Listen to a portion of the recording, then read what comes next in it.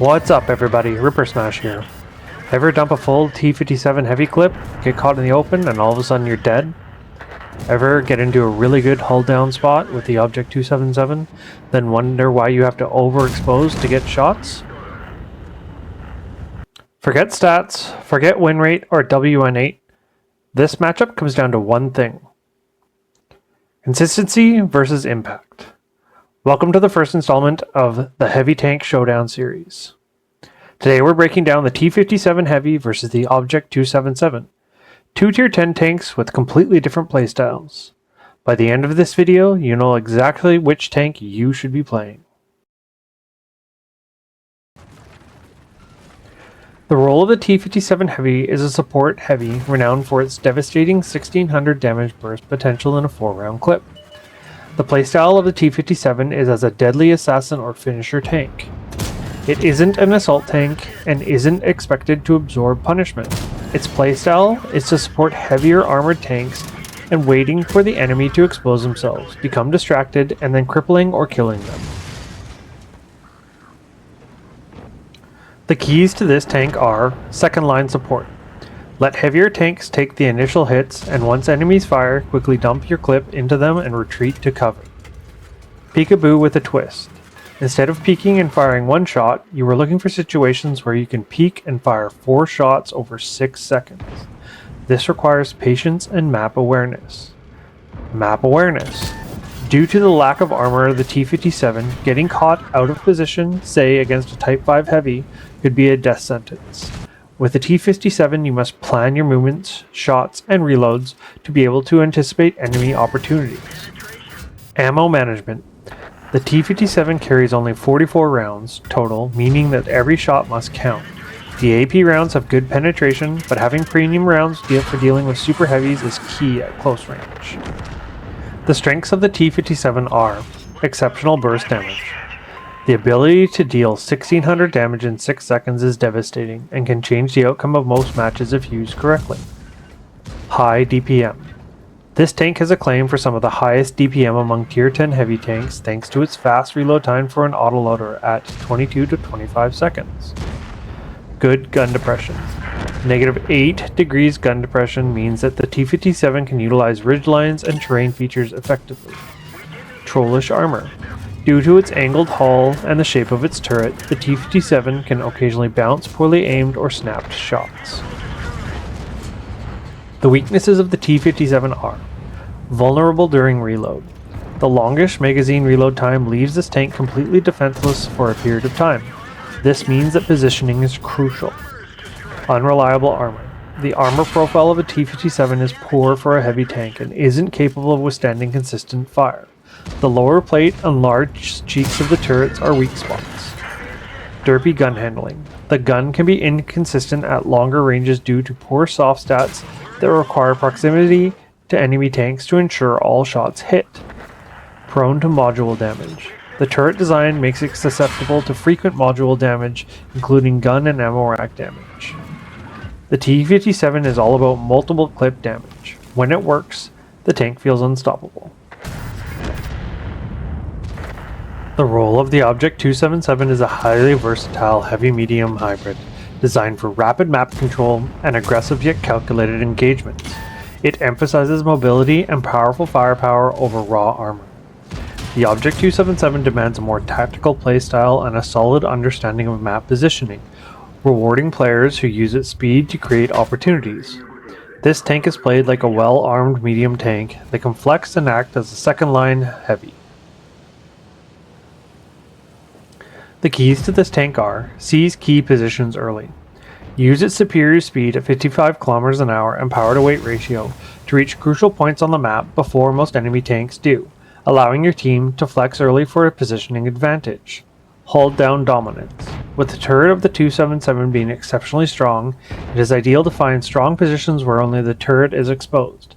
This allows you to play around poor gun depression at -5.5 degrees. Map awareness and flex or relocate. Due to the speed and need for being hauled down, the Object 277 requires a specific knowledge of hauled down spots on various maps. This also requires a constant re-evaluation of how the battle is progressing. making you aware of when to switch flanks, retreat, or support areas in need of a push. Avoid brawling. Despite being a heavy tank, you should generally avoid direct, close-quarters brawling due to its weak hull and vulnerable side armor. The strengths of the 277 are exceptional mobility. The 277 is one of the fastest heavy tanks in the game, allowing for quick deployment or repositioning, giving a huge tactical advantage. Potent firepower. The 277 has a 130mm gun with an alpha damage of 490.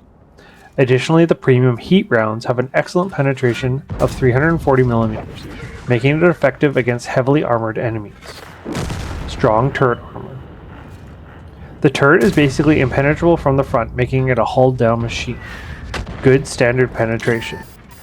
With 265mm of pen on the AP rounds, the 277 can reliably penetrate most Tier 9 and 10 tanks without needing to resort to premium ammo.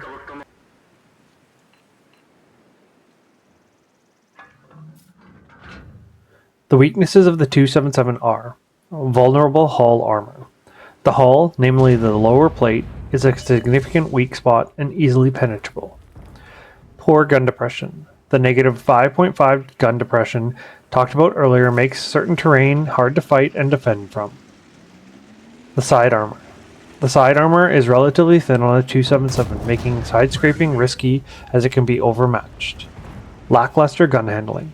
While the gun may be powerful, the bloom and dispersion makes the gun somewhat unreliable compared to other heavy tanks. This then requires the use of vertical stabilizers for equipment. The Object 277 plays completely differently from the T57. It wins by speed and power, not raw burst.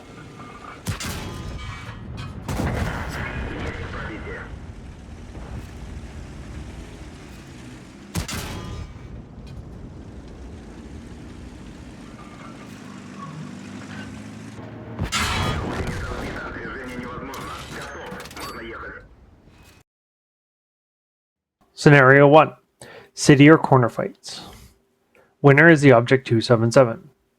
The 277's turret armor and firepower make it a force to be reckoned with in a city full of debris. In the actual corner fights, the T57 has a slight advantage if it can hide and cover, peek when mistakes are made, and punish using its whole clip. The reload time loses it the fight though. The common player mistakes are over-pushing or exposing weaknesses on the 277.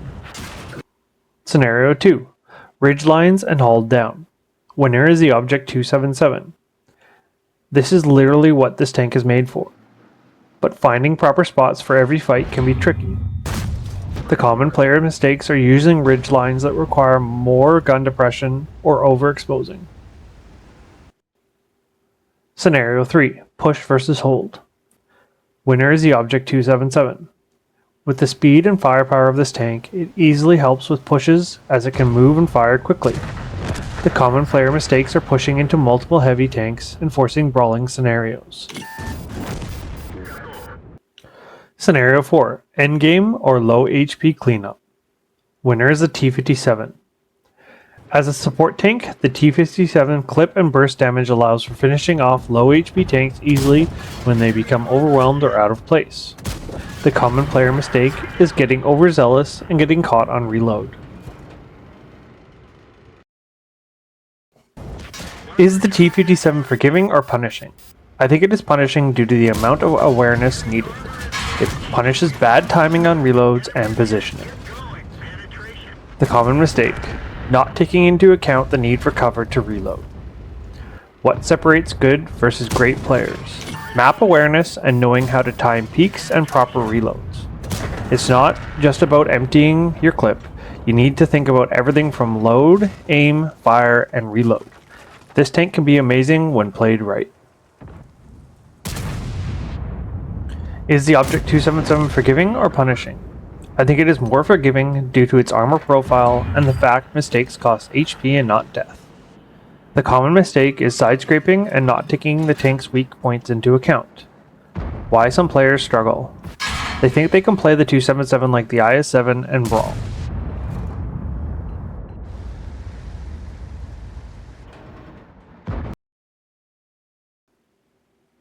The T57 Heavy wins bigger moments, the Object 277 wins more games.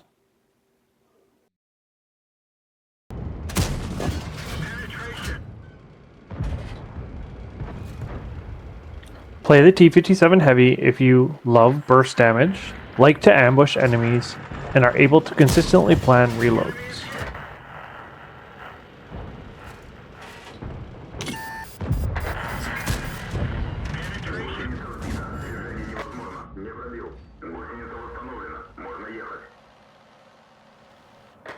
Play the Object 277 if you want consistency, like pressure or tempo, and prefer forgiving armor.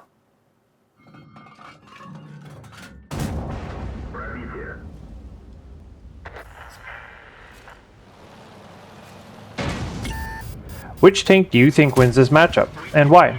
Drop your pick and the next Heavy Tank Showdown you want to see in the comments. If this helped you win more moments or games with either tank, then welcome to Modern Viking Gaming. Please like and subscribe. Stay tuned for more Heavy Tank Showdowns to come.